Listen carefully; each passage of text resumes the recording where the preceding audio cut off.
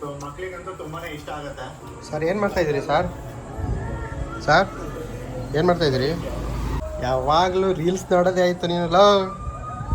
ಸಾಕು ಬಿಡು ರೀಲ್ಸ್ ನೋಡಿದ್ದು. ಹಾಂ ಹೊಡಿತೀಯಾ ಅಪ್ಪನಿಗೆ?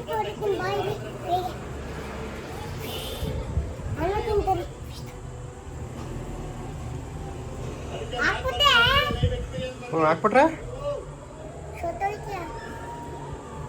ಚುಚ್ಚುತ್ತ ಅಷ್ಟೇ.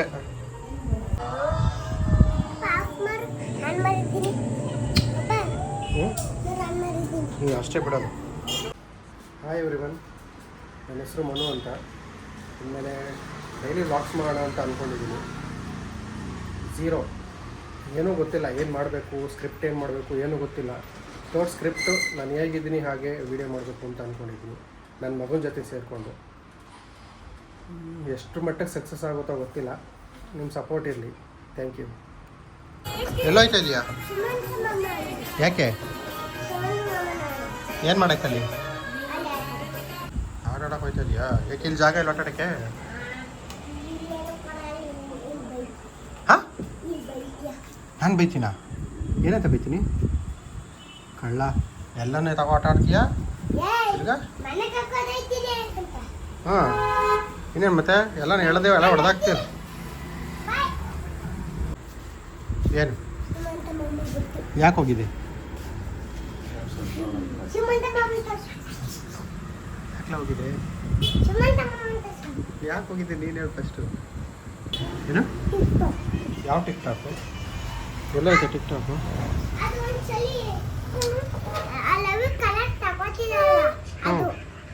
ಅಲ್ಲ, ಅಂಗಡಿಲಿ ಹೋಗುವಾಗ ಶಾಪಿಂದ ಹೋಗ್ತಾ ಇರ್ತೀವಲ್ಲ ಅವಾಗ ತೊಗೊಳಲ್ವ? ಶಾಪಿಂದ ಹೋಗ್ತು. ಏನು ಬೇಕು? ನಮ್ಮಲ್ಲಿ ಸ್ಪೈಡರ್ಮ್ಯಾನ್ ಚಪ್ಪಲಿ ಎಲ್ಲ ಐತೆ.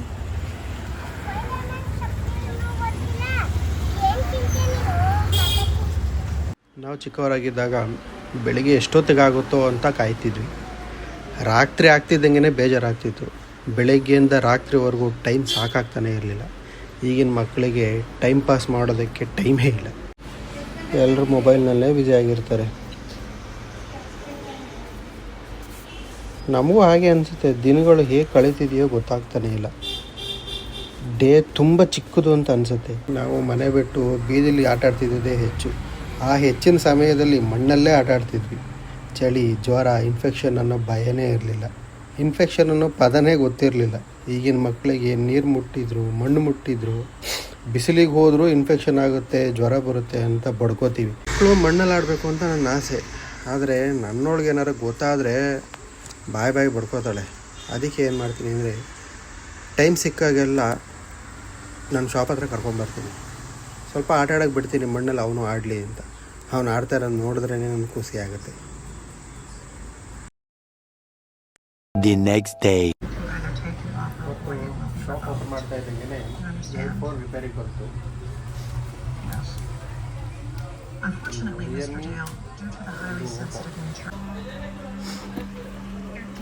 ಒಂದು ರಿಯಲ್ಮಿ, ಒಂದು ಓಪೋ A5 2020. ಇದಂತೂ ತುಂಬ ಡ್ಯಾಮೇಜ್ ಆಗೈತೆ. ಬಿಲ್ಡಿಂಗ್ ಮೇಲಿಂದ ಕೆಳಗಡೆ ಬಿದ್ದೈತಂತೆ.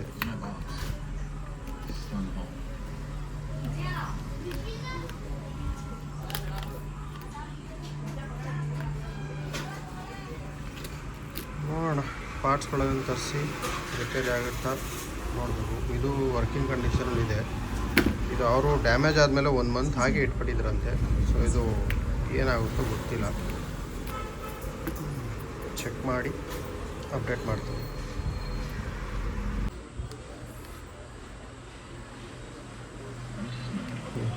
ಸ್ಕ್ರೂಗಳು ಇಲ್ಲ ಇದರಲ್ಲಿ. ಸ್ಕ್ರೂಗಳೆಲ್ಲ ಉದುರೋಗೋದು.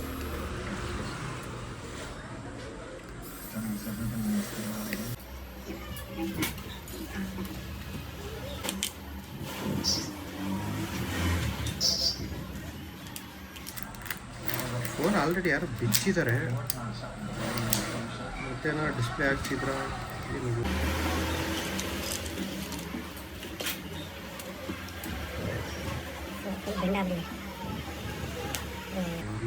ಕಟ್ಟಾಗಿದೆ ಇದು. ಈ ಪಾರ್ಟಲ್ಲಿ ಕಟ್ಟಾಗಿದೆ.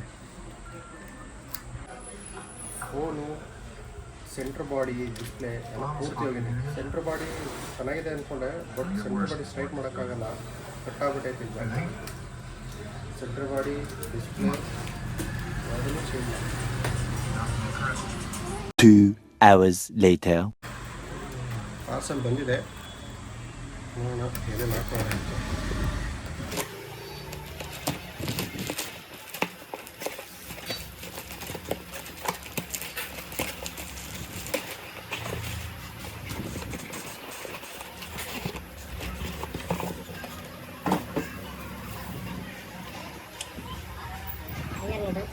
ಫ್ರೇಮ್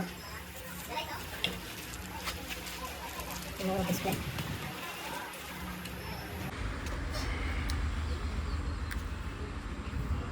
ಬುಕ್ಕು ನಿನ್ನೆ ಕೊಟ್ಟಿದ್ದು ಕಸ್ಟಮರ್ದು ರೆಡಿ ಆಗೈತೆ. ಪಾಸ್ವರ್ಡ್ ಗೊತ್ತಿಲ್ಲ, ಕಸ್ಟಮರ್ ಪಾಸ್ವರ್ಡ್ ಮರ್ತೋಗಿದ್ದೀನಿ ಅಂತ ಹೇಳಿದ್ದಾರೆ. ನೋಡೋಣ ಅವ್ರು ಏನು ಓಪನ್ ಮಾಡ್ಕೋತಾರೆ, ಇಲ್ಲ ಫ್ಲ್ಯಾಶ್ ಏನಾದ್ರು ಕೊಡ್ತಾರೋ ನೋಡೋಣ.